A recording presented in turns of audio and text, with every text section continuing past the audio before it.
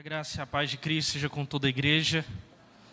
Amém. Louvado seja o Senhor. Mais um privilégio abençoador de estarmos juntos como igreja, diante do Senhor, de modo especial diante da palavra do Senhor, que é a revelação de Deus, né? Nós lemos a Escritura publicamente, lemos conjuntamente como igreja, fizemos isso durante a liturgia e cremos que o Senhor já está falando conosco, já está falando com a sua igreja, porque a palavra do Senhor é isso, é a revelação de Deus, é a boca do Senhor, é a voz do Senhor falando conosco. Nesse momento, na dependência do Espírito, como já foi orado aqui, nós vamos mais uma vez ler e meditar nas Sagradas Escrituras. Eu convido a igreja, vamos abrir em Atos dos Apóstolos, Novo Testamento, livro de Atos dos Apóstolos, capítulo 11. Nós vamos ler a partir do versículo 19.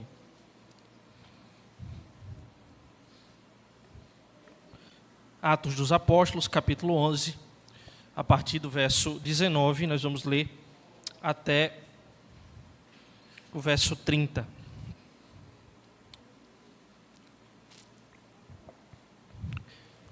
A palavra do Senhor diz assim: Então os que foram dispersos por causa da tribulação que sobreveio a Estevão se espalharam até a Fenícia, Chipre e Antioquia, não anunciando a ninguém a palavra, senão somente aos judeus. Alguns deles, porém, que eram de Chipre e de Cirene, e que foram até Antioquia, falavam também aos gregos, anunciando-lhes o evangelho do Senhor Jesus. A mão do Senhor estava com eles, e muitos, crendo, se converteram ao Senhor. A notícia a respeito deles chegou aos ouvidos da igreja que estava em Jerusalém, e enviaram Barnabé até Antioquia. Tendo ele chegado e vendo a graça de Deus, alegrou-se e exortava a todos a que, com firmeza de coração, permanecessem no Senhor. Porque era homem bom, cheio do Espírito Santo e de fé. E muita gente se uniu ao Senhor. E partiu Barnabé para Tarso à procura de Saulo. Tendo-o encontrado, levou-o para Antioquia. E por todo um ano se reuniram naquela igreja e ensinaram numerosa multidão. Em Antioquia foram os discípulos pela primeira vez chamados cristãos. Naqueles dias, desceram alguns profetas de Jerusalém para Antioquia. E apresentando-se um deles, chamado Ágabo, dava a entender pelo Espírito que estava para vir grande fome por todo o mundo, ao qual sobreveio nos dias de Cláudio. Os discípulos, cada um conforme as suas posses, resolveram enviar socorro aos irmãos que moravam na Judeia. O que eles com efeito fizeram, enviando-o aos presbíteros por intermédio de Barnabé e Saulo. O verso 26, nós lemos na última parte, a parte C do versículo, que em Antioquia foram os discípulos pela primeira vez chamados cristãos. O que significa ser um cristão? Quais são as implicações de se denominar ou ser denominado por outros de cristão? Qual o significado desse termo que nós conhecemos tanto e que dá nome a uma das maiores religiões do mundo? Nós temos as grandes três religiões principais, as religiões monoteístas do mundo, né? O judaísmo, o islamismo e o cristianismo, sendo esta então essa religião, essa expressão fruto da palavra, né? Resultado dessa expressão cristão. Significa cristão. A maioria das pessoas hoje se diz cristã. Nas pesquisas, esses são os dados. Quando as pessoas são perguntadas sobre a sua religião, sobre a sua fé, as pessoas dizem: eu sou cristã. E hoje até ramos de ideologias políticas, né, dependem de pessoas, né, que estejam nessas ideologias e filosofias de vida se identifiquem como cristãos. Porque algumas ideologias políticas, filosóficas, depende que a pessoa abrace uma série de coisas, uma série de adjetivos, e uma delas é: eu sou cristão. né? Talvez muitos aqui já ouviram, eu sou conservador, cristão e de direita. Porque cristão acabou se tornando um adjetivo de uma classe de pessoas que se denomina, se identifica com uma visão de mundo, uma religião.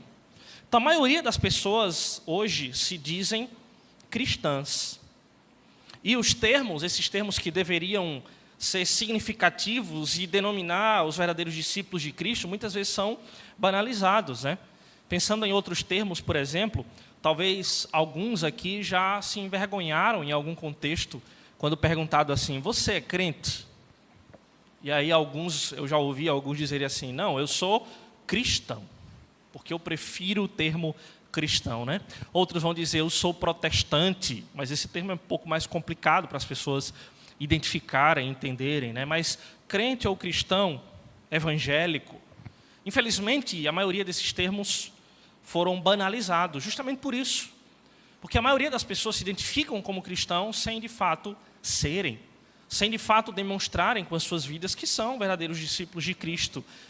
O significado do nome que nós vamos ver logo mais aqui à frente da nossa exposição. Então, aquilo que Paulo disse assim, eu não me envergonho do Evangelho, tem muita gente que acaba se envergonhando de se identificar com alguns termos que denominam os cristãos, como crente, como evangélico, como nós dissemos, por exemplo. Conta-se, por exemplo, que certa vez um missionário encontrou com o grande Mahatma Gandhi na Índia e perguntou, Senhor Gandhi, o Senhor sempre cita as palavras do Cristo, por que resiste tão duramente e rejeita tornar-se seu seguidor? Ao que Gandhi respondeu, eu não rejeito o seu Cristo, eu amo o seu Cristo. Apenas creio que muitos de vocês cristãos são bem diferentes do vosso Cristo. Nós temos uma versão mais moderna dessa expressão, né? Talvez não sei quantos aqui já ouviram o pessoal dizer assim, não, eu gosto de Cristo. O que mata é o fã-clube. O que dificulta é o fã-clube do Cristo. Ou seja, está se referindo aos cristãos. Então, pessoas dizem assim, eu admiro Cristo, eu admiro Jesus Cristo. Mas o fã-clube, aqueles que se identificam como cristãos, eu não quero me relacionar com eles. Como nessa expressão, nessa frase, Gandhi disse, né, alguns cristãos são bem diferentes do vosso Cristo. Na Escritura, no Novo Testamento, os seguidores de Jesus são descritos com vários nomes. Nós só falamos aqui alguns que nós usamos mais no nosso tempo, né, como crente, evangélico e cristão. Na Escritura, nós temos diversos nomes que descrevem, né, que apontam para os seguidores de Cristo. Discípulos, irmãos, essa expressão aparece na Escritura, santos, eleitos, fiéis, ovelhas, Jesus disse, né, as ovelhas ouvem a voz do pastor, reconhecem e seguem, filhos de Deus e etc. Tantas outras expressões, algumas expressões denominando mais o povo de Deus coletivamente, né, como igreja, ou como em Atos dos Apóstolos encontramos uma expressão muito curiosa que é o caminho, o povo do caminho, aqueles que se identificavam e seguiam aquele que disse, eu sou a verdade, eu sou o caminho, eu sou a vida. Esse texto, irmãos, que nós acabamos de ler, eu destaquei isso no verso 26, diz que os discípulos ali na cidade de Antioquia foram chamados de cristãos pela primeira vez. O termo cristão, irmãos, nada mais é do que um seguidor de Cristo, ou aquele que pertence a Cristo, ou como alguns gostam de dizer, um pequeno Cristo. Um pequeno Cristo, ou um seguidor de Cristo, ou alguém que pertence a Cristo. A palavra cristão, e isso aqui pode até fazer com que algumas pessoas se admirem desse fato. Sabe quantas vezes a palavra cristão aparece em toda a Bíblia? 3. 2 em Atos e 1 na carta do apóstolo Pedro. Isso comparado, por exemplo, ao termo discípulo, que aparece pelo menos 260 vezes no Novo Testamento. Então, essa não é uma palavra tão comum na Escritura. Não é uma palavra tão comum no Novo Testamento. Mas é uma palavra muito comum, como nós vimos aqui na nossa linguagem moderna para se referir ao povo de Deus. Então, em outras palavras, cristão é alguém que se identifica publicamente com Jesus Cristo. E essa evidência, essa característica, ela precisa ficar clara aqui. Alguém que se identifica publicamente, porque perceba, aqueles discípulos, eles foram chamados de cristãos. O verso 26 diz isso. Foram os discípulos pela primeira vez chamados cristãos. Então não era um termo que eles usavam para se referir a eles mesmos, mas foi um termo cunhado por outros, pelos habitantes da cidade de Antioquia, para se referir aos discípulos de Cristo. Alguns comentaristas entendem que talvez até de maneira depreciativa. A palavra que aparece no grego, né, a pronúncia, talvez não seja, a minha pronúncia não seja tão perfeita, né, mas é semelhante a cristiano, né, a palavra em espanhol, por exemplo, para cristão. Cristiano, que dá origem ao nome que nós temos no português, né, o nome muito popular, né, cristiano. Então a palavra lá do grego é cristiano, ou cristianos, que aí se assemelha muito a essa palavra em espanhol. E essa palavra ela era usada em outros contextos. Por exemplo, lá em Marcos aparece os herodianos. Então, quem eram os herodianos? Eram os seguidores de Herodes. Então, cristianos, que é usado aqui no grego, os seguidores de Cristo. Mas talvez de uma maneira até depreciativa foi usada pelas pessoas. Então, irmãos, olhando para esse importante fato, porque, olha, vimos que 3 vezes só aparece essa palavra na Escritura, né? 3 vezes. E aqui há um destaque. Foi ali, pela primeira vez, que os discípulos foram chamados de cristãos. Então, nessa passagem, nós temos algumas características importantes que levaram os discípulos a serem chamados assim, que nos ajudam a entender o que é ser um cristão. É óbvio que tem outras inúmeras características do Novo Testamento. E aí, a partir dessa reflexão, o nosso desafio é meditar no Novo Testamento para identificar as características dos verdadeiros cristãos. Nesse texto, nós temos algumas dessas características que levaram aqueles discípulos a serem chamados assim de cristãos. Primeiro, cristãos são aqueles que, crendo, se convertem ao Senhor por meio do anúncio do Evangelho. Essa é a primeira característica dos cristãos.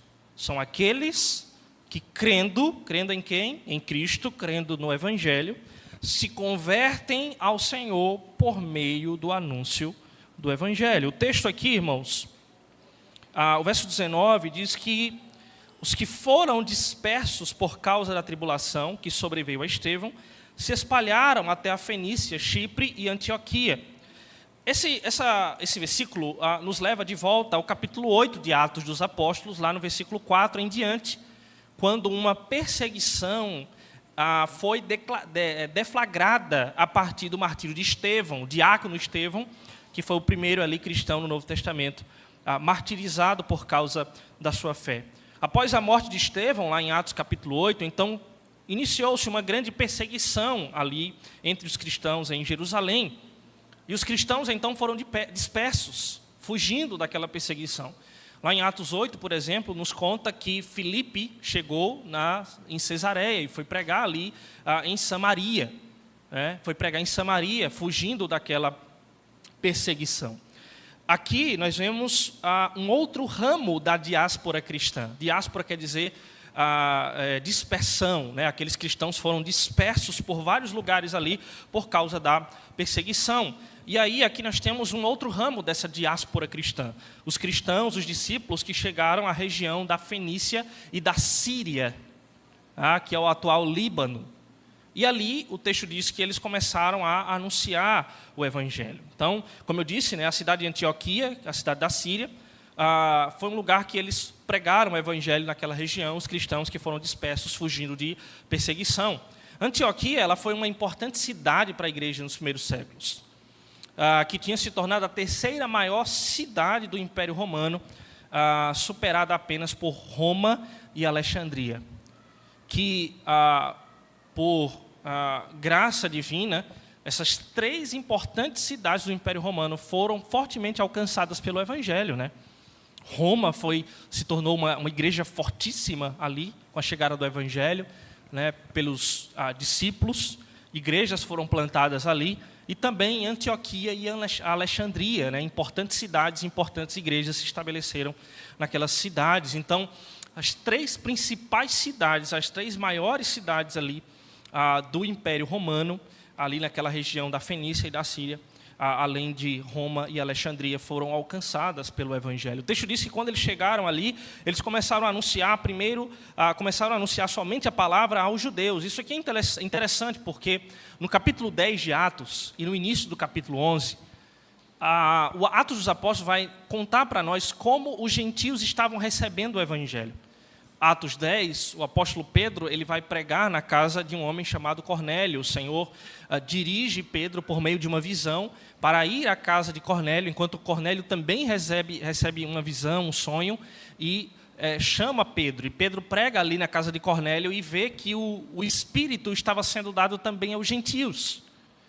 E no capítulo 11, por exemplo, o início, né, os versos anteriores dessa passagem, até o verso 18, Pedro ele se coloca diante da igreja de Jerusalém para defender a sua causa. Olha, o testemunho de Pedro era: os gentios também receberam o Evangelho.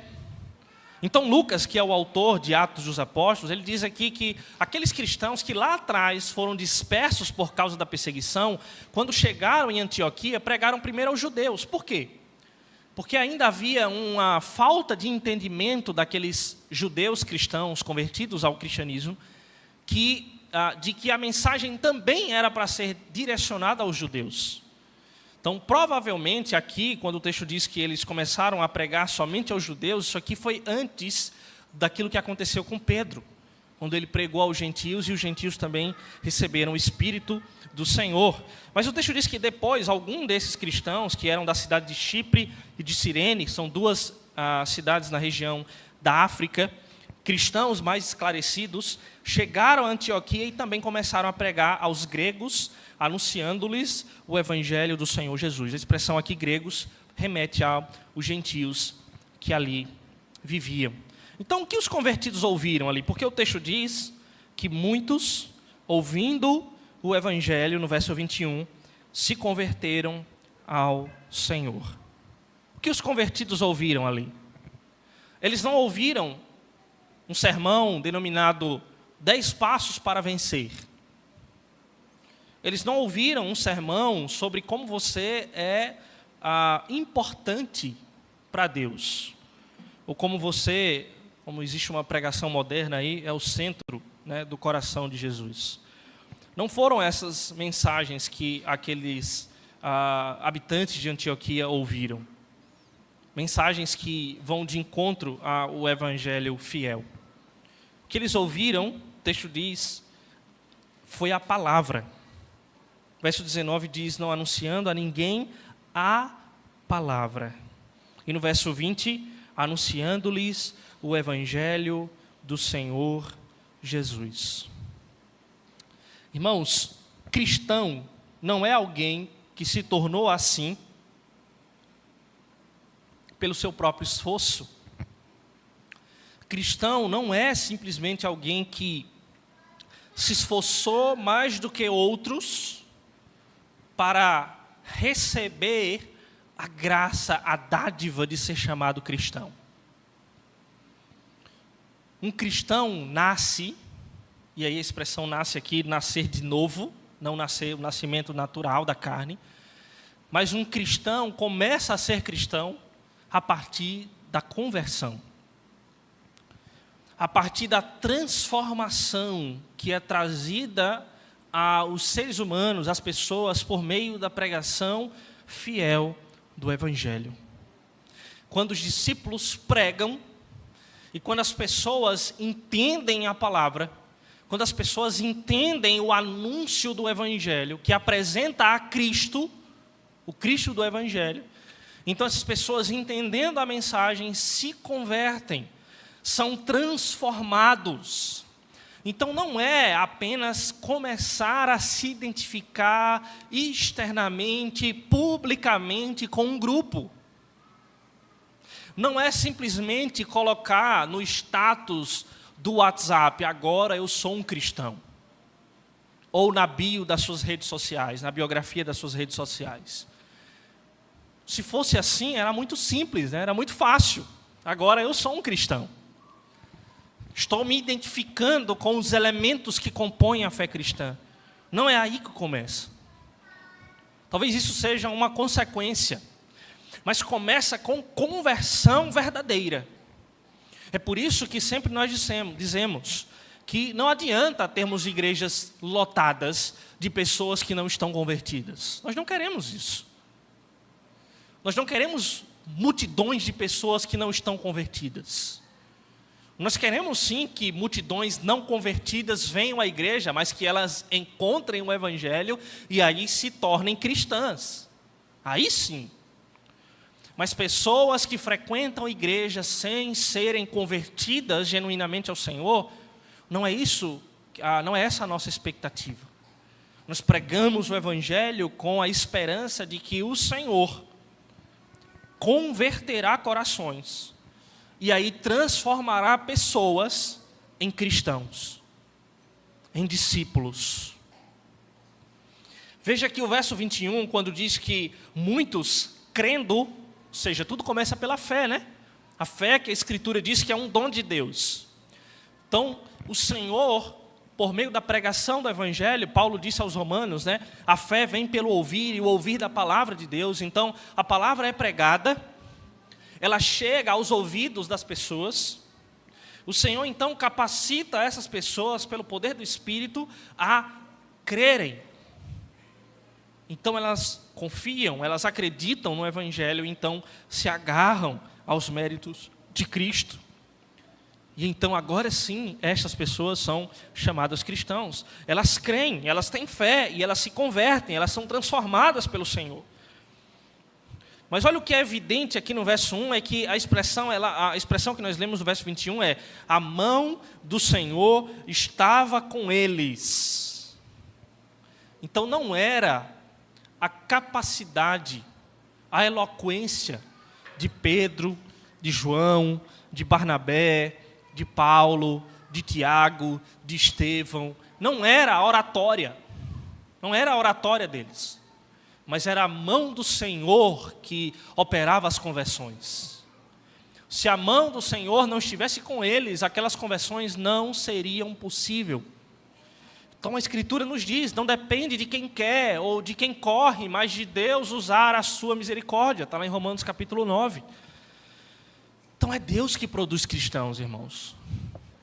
O pastor não produz cristãos, a igreja não produz cristãos, os discipuladores não produzem cristãos, os amigos não produzem cristãos. Nós somos apenas instrumentos de Deus para pregar o evangelho, para que o Senhor transforme pessoas carnais, condenadas, pessoas que estão em trevas, agora em cristãos. Então, não é só colocar o nome no rol de membros de uma igreja, mas tudo começa pelo novo nascimento. Tudo começa pela conversão. Eles ouviram o evangelho, eles creram no Senhor Jesus e eles se converteram ao Senhor. A primeira característica do cristão é essa. A segunda, que o texto nos diz, que é uma consequência disso. Cristãos no Senhor se unem em uma comunidade em que a graça de Deus é visível. Cristãos no Senhor se unem em uma comunidade em que a graça de Deus é visível. O verso 22 nos diz que a notícia a respeito daqueles convertidos da cidade de Antioquia chegou aos ouvidos da igreja que estava em Jerusalém, né? Onde os discípulos estavam reunidos, né, no dia de Pentecoste, onde eles ficaram ali por um tempo. E quando houve a perseguição, os cristãos foram dispersos por vários lugares, mas os apóstolos ficaram em Jerusalém. Os apóstolos ficaram em Jerusalém, enquanto outros irmãos foram por outros lugares, discípulos de Cristo, pregando o evangelho. Então a notícia, olha a fama daqueles crentes de Antioquia, né, a notícia de que o evangelho tinha chegado ali, que pessoas estavam se convertendo em uma importante cidade do Império Romano naquele tempo. Chegou até Jerusalém, aos cristãos lá. E eles então enviaram Barnabé até Antioquia. O texto diz que quando Barnabé chegou na cidade e diante dos convertidos, o texto diz que ele viu a graça de Deus, alegrou-se e exortava a todos a que com firmeza de coração permanecessem no Senhor. Barnabé viu a graça de Deus. Essa expressão aqui, irmãos, é muito linda no texto. Como que nós podemos ver a graça de Deus? Será que quando as pessoas olham para esse grupo de convertidos aqui, esse grupo de cristãos aqui, eles veem a graça de Deus? Será que a graça de Deus é palpável? Palpável, né, entre aspas aqui, evidente. A ponto das pessoas dizerem, olha, eu vi a graça, eu percebi a graça de Deus entre eles. Talvez os cristãos ali, a igreja de Jerusalém, estava preocupada, né? Porque o evangelho estava chegando agora a lugares tão longe. E eles queriam ver, o que está acontecendo? Será que são verdadeiras conversões? Será que essas igrejas elas estão sendo, as pessoas que estão pregando ali, estão sendo fiéis ao evangelho do Senhor? Será que essas igrejas nascentes estão, de fato, seguindo as ordens de Cristo e vivendo em conformidade com o mandamento de Cristo? Talvez fosse uma preocupação da igreja de Jerusalém, uma preocupação de Barnabé. Mas o texto diz que quando Barnabé chegou entre aqueles convertidos, ele viu a graça de Deus e ele se alegrou. Ele se alegrou com aquela graça evidente naquela igreja. Nessa evidente graça, ou naquela evidente graça, existia cuidado. Cristãos, irmãos, estão preocupados com o bem-estar espiritual de outros cristãos em outras comunidades e se alegram com a fé deles. Então, eles não eram centrados, a igreja de Jerusalém, que podemos dizer é a primeira igreja ali, apostólica, né, a igreja nascente ali do primeiro século, eles não eram em si mesmados. Eles não eram egoístas e orgulhosos. Como alguns discípulos, né, de Jesus que diziam, olha, tem uns camaradas aí expulsando demônio no teu nome, né? E eles não são do nosso grupinho aqui, né? Jesus diz, olha, quem está comigo, né, ajunta, né? Quem deixa de estar comigo é aquele que espalha. Então, eles não eram ensimesmados. Barnabé, como representante da igreja de Jerusalém, se alegrou com o que estava acontecendo em Antioquia. Se alegrou com a fé daqueles discípulos, se alegrou com a conversão daqueles cristãos e passou a cuidar deles. Ele alegrou-se e exortava, ensinava, instruía a todos a que com firmeza de coração permanecessem no Senhor. Talvez lembrando de algumas palavras de Paulo, quando ele escreve as suas cartas, né, ele dizia, olha, a minha alegria está em contemplar a fé de vocês, o testemunho de vocês, e ver que vocês estão firmes na fé e vão prosseguir firmes na fé. Então Barnabé se alegrou e começou a ensinar aquela igreja, exortava aquela igreja para que eles permanecessem firmes no Senhor. Podemos afirmar que a alegria de Barnabé, com certeza, foi a alegria da igreja em Jerusalém, quando recebeu o relatório do missionário Barnabé, de que ali havia uma igreja e que ali haviam verdadeiros convertidos a Cristo. Então havia cuidado, aquela evidente graça, naquela evidente graça que Barnabé percebeu ali, tinha cuidado entre os cristãos. Tinha também pastoreio fiel. Nós vimos, né, exortação, ensino. Cristãos precisam de uma boa liderança bíblica. O texto diz que Barnabé, além de exortar e se animar com aqueles cristãos e ensiná-los que permanecessem no Senhor, o texto diz, né, porque ele era um homem bom, cheio do Espírito e de fé. Bons líderes, né? Nós já estudamos aqui, passamos um mês estudando as características dos bons oficiais da igreja.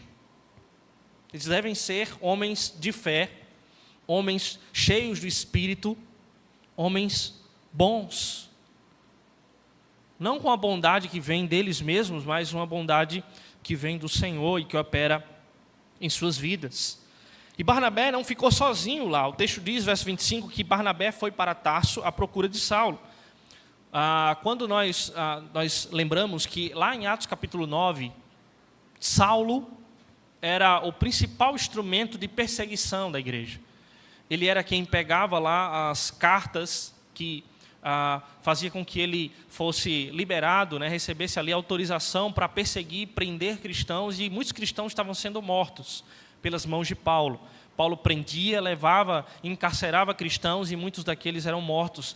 Paulo vai dizer lá no finalzinho de Atos que ele mesmo dava o voto dele para que cristãos fossem mortos. E então Paulo teve um encontro, né, com Cristo lá no capítulo 9 de Atos. E então lá no finalzinho do capítulo 9, alguns cristãos ali olhavam para Paulo e diziam: olha, esse não era aquele que nos exterminava? Não era aquele que nos perseguia? E agora ele está aqui, né, pagando de cristão, pagando de crente, pagando de convertido ao Senhor. Eu não confio muito nesse cara. Ele estava prendendo a gente até ontem. E agora ele chega aqui como um cristão. E aí os crentes ali levam Paulo para Tarso. E ele fica lá, cidade dele, né, cidade de nascença de Paulo. E fica até esse momento. E então o texto diz que Barnabé, que conhecia Paulo, já tinha conhecido Paulo, vai até Tarso, pega Paulo e leva Paulo até Antioquia. E o texto diz que por um ano eles se reuniram naquela igreja e ensinaram numerosa multidão. Então veja, irmãos, nós vimos aqui que cristãos, eles se unem em uma comunidade em que a graça de Deus é visível. Então não eram ali apenas cristãos vivendo a sua vida de maneira individualista, né, descentralizados. Eles estavam, cada um, né, vivendo na sua casa a sua fé de maneira pessoal. Não, os convertidos agora estavam em uma comunidade visível de fé, em uma igreja. O texto usa a expressão aqui, igreja, né? Eclesia no grego. Igreja, uma comunidade que foi convocada para fora das suas casas para se reunir em um lugar, tendo tudo em comum, servirem a Deus, amarem a Deus e servirem uns aos outros. E então naquela igreja havia essa unidade, tinha ensino, tinha exortação, tinha uma liderança bíblica, e eles recebiam o alimento do Senhor por meio de Paulo e Barnabé, eram instruídos, eram ensinados, e ali ficaram ouvindo os ensinamentos de Paulo e Barnabé durante um ano. É nesse contexto que o texto diz que foi ali a primeira vez que eles foram chamados de cristãos. Então, cristãos, eles são convertidos, eles são aqueles que ouvem o Evangelho, creem no Senhor Jesus, se convertem de todo o coração, são transformados, e agora no Senhor estão identificados como uma comunidade de fé em que a graça do Senhor é visível, é evidente, por meio do ensino, do crescimento contínuo na palavra de Deus. Aqueles que ouviram a palavra no início e foram convertidos, é aqueles que tinham necessidade de continuarem crescendo por meio da mesma pregação, do mesmo anúncio do Evangelho, da mesma palavra pregada. E em terceiro lugar, irmãos, cristãos são aqueles que auxiliam os seus irmãos em dificuldades. O texto nos diz ainda, né, no verso 27, ainda nesse contexto, que naqueles dias alguns profetas indo de Jerusalém chegaram também naquela igreja de Antioquia. E um profeta chamado Ágabo profetizou pelo Espírito que estava para vir grande fome por todo o mundo.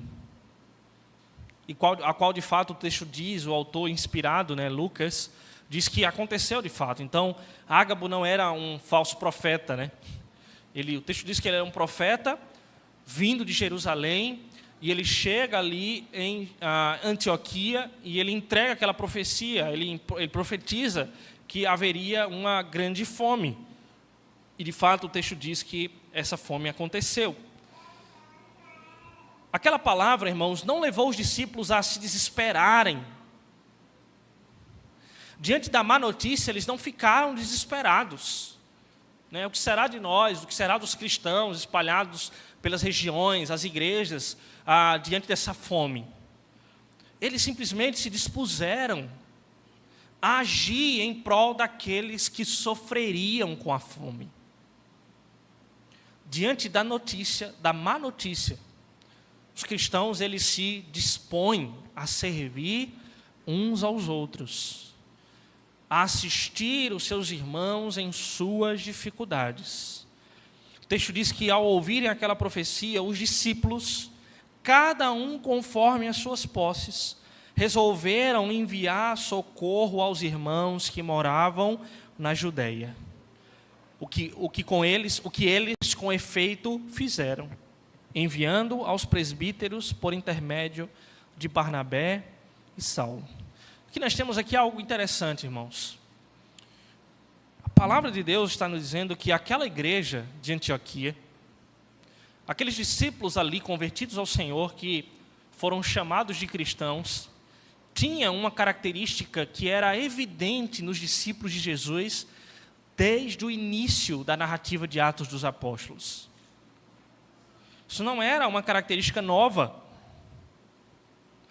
Os cristãos, eles são aqueles que não veem somente as suas necessidades, mas cristãos são aqueles que se compadecem da necessidade dos seus irmãos em Cristo. Como nós dissemos, era uma característica que já tinha sido evidenciada antes. Se você retornar, eu peço que os irmãos da mídia coloquem aí Atos 2:45.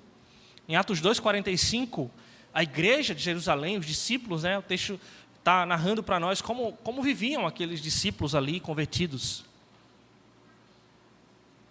Olha como eles viviam. Eles vendiam as suas propriedades e bens, distribuindo o produto entre todos, à medida que alguém tinha necessidade. Então, essa evidência que estava na igreja, nos verdadeiros discípulos de Cristo em Jerusalém, estava presente também na cidade de Antioquia.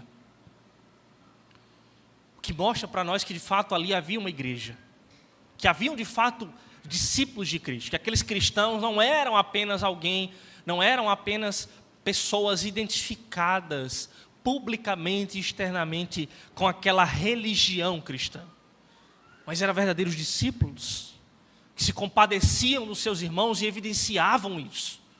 Cuidado. Em Atos 4, 34, 35, eu peço que os irmãos coloquem também esse texto, mostra que essa era, de fato, o modo de viver dos cristãos. O texto diz que ali não havia necessitado entre eles, porquanto os que possuíam terras ou casas, vendendo-as, traziam os valores correspondentes e depositavam aos pés dos apóstolos. Então se distribuía a qualquer um à medida que alguém tinha necessidade. O início do versículo diz: não tinha nenhum necessitado entre eles. Então veja, isso não quer dizer que não tinham pobres, porque o próprio texto está dizendo que haviam pobres. Haviam pessoas que precisavam da assistência da igreja. Mas o texto, quando diz não haviam necessitados, é porque estes que eram pobres não ficavam desamparados pela igreja. Nós fizemos isso aqui, irmãos, quando nós, em conselho, organizamos aqui a nossa junta diaconal, e nós dissemos isso aos diáconos da nossa igreja. A responsabilidade da diaconia, esse braço importante da igreja, que começa aqui em Atos capítulo 6, ela precisa funcionar na igreja. Para que a igreja não... para que os pobres entre nós, os necessitados entre nós não fiquem desamparados, mas que a igreja faça alguma coisa. É para isso que depositamos as nossas ofertas e dízimos aqui. É para que, além da obra de Deus sendo mantida, e a igreja tenha condições de continuar servindo ao Senhor, usando esses recursos para a expansão do reino, a igreja não seja negligente no cuidado dos pobres, para que também não haja nenhum necessitado entre nós, ninguém desamparado entre nós. Mas para isso, irmãos, os cristãos precisam se dispor. Os cristãos precisam, diante da necessidade, dizer: olha, nós, conforme aquilo que temos, conforme as nossas posses, nós resolvemos distribuir aquilo que temos, aquilo que Deus tem nos dado e nos tem sobrado, para auxiliar, para ajudar aqueles que necessitam. Essa é uma característica indispensável de um cristão. Eu concluo dizendo o seguinte, irmãos. A pergunta que nós fizemos no início do nosso sermão: o que significa ser cristão? Mais do que um título, ser cristão é viver uma vida que reflete a identidade de Cristo. Os primeiros discípulos em Antioquia não precisaram se autodenominar cristãos. Suas ações, suas palavras e a maneira como viviam em comunidade demonstravam a sua fidelidade a Cristo de tal maneira que os outros os reconheceram assim. Eles pregavam o evangelho com coragem, eles formavam uma comunidade onde a graça de Deus era visível, e eles compartilhavam com generosidade os recursos, com os necessitados. Hoje, ser chamado de cristão, irmão, significa seguir o mesmo padrão, pelo menos deveria. Hoje, ser chamado de cristão deve significar o mesmo padrão. Devemos proclamar o evangelho, continuar proclamando o evangelho com ousadia. Precisamos viver de forma que a graça de Deus seja evidente em nossa comunhão e cuidar dos necessitados com compaixão. Que, como os cristãos de Antioquia, possamos ser identificados não apenas pelo nome, mas por uma vida que reflete o caráter de Cristo em todas as áreas. Que possamos aplicar ainda essas 3 verdades. Examine a sua vida. O que suas ações dizem sobre sua identidade como cristão? Você reflete a graça e o amor de Cristo? Examine a sua vida como alguém que se identifica publicamente como cristão. Como cristão, vive em comunidade. A fé cristã não é individualista, mas é vivida em união com os outros. Como você pode demonstrar mais cuidado e apoio aos seus irmãos em Cristo? E por último, seja generoso. Não feche os olhos às necessidades ao seu redor. Assim como os cristãos de Antioquia agiram diante da fome, nós também devemos agir com compaixão. Que o Senhor nos ajude. Vamos orar. Senhor, nosso Deus e Pai, te agradecemos pela Tua palavra, ó Deus. Do mesmo modo, dizemos e declaramos, ó Pai, que somos exortados, somos corrigidos em nossa conduta por tal palavra. Somos humilhados diante do Senhor, porque aprendemos da Tua palavra que não adianta sermos simplesmente identificados visivelmente, publicamente, ó Deus, só com uma nomenclatura, só com uma designação de cristão. Mas precisamos evidenciar isso por um modo fiel de viver ao Senhor. Que o Senhor nos ajude, ó Pai. Que o Espírito que foi derramado em nós nos auxilie a crescer na graça do Senhor, para que a graça do Senhor seja evidente em nossas vidas.